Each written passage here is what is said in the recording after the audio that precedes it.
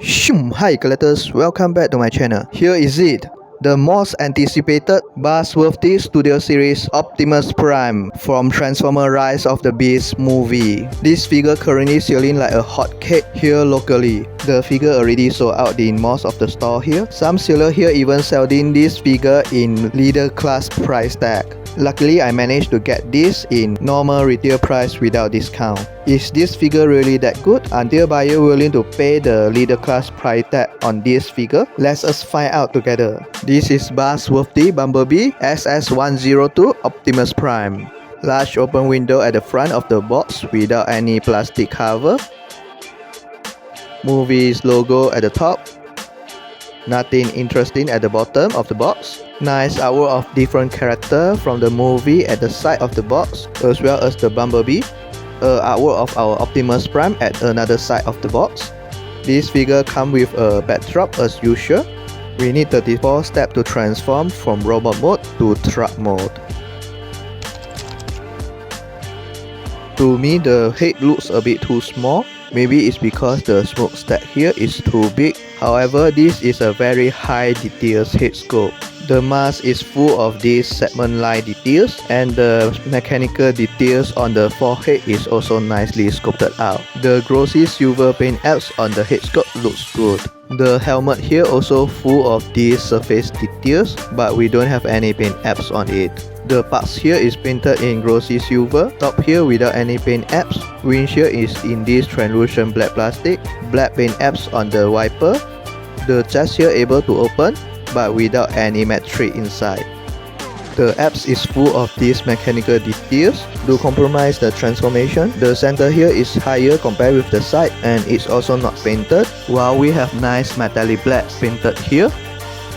The body also nicely filtered out by the vehicle wheel so that the body won't look empty. The backpack also full of mechanical details, but we don't have any paint apps on the details. A big and long smokestack here, molded in grey plastic. Autobot logo printed here. The strap is painted in silver. The surface of the hand also full of these surface details. A slot on the forehand for us to attach the blade. The parts of the vehicle are nicely folded and stored at the side. While at the back, we have obvious screw hole here and minor hollow at the inner frame. The skirt armor is nicely painted in gunmetal grey, while the tag here is more in grey plastic without any paint apps. The inner side of the leg also full of these mechanical details. Same here, also full of mechanical details but without any paint apps. While the details on the shin guard here is nicely painted in this gunmetal grey. The paint apps here looks good. The vehicle wheels are nicely stored at the side. The inner frame here also without any paint apps. All the parts here are full of these mechanical details but without any paint job as well. The details on the feet also nicely sculpted out. Here is the SS38 for our simple comparison.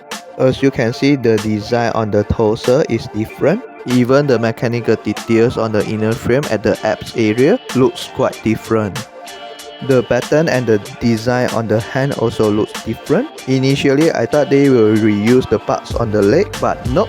They remove all the parts on the leg instead of reuse the part from the SS38. Good job Hasbro. The only similar parts on both figure maybe is the vehicle wheel. I don't have any issue on that, just a wheel. The backpack also newly molded. Head able to fully rotate, look up and look down. Chest here able to open but without any metric. Fully rotate on the waist. Surprisingly, we have ab crunch here. Great additional articulation. Hand move outward that much. No butterfly joint, but the hand can fully rotate. Single joint here, the hand can bend out that much. Swivel on the bicep, fully rotate on the wrist.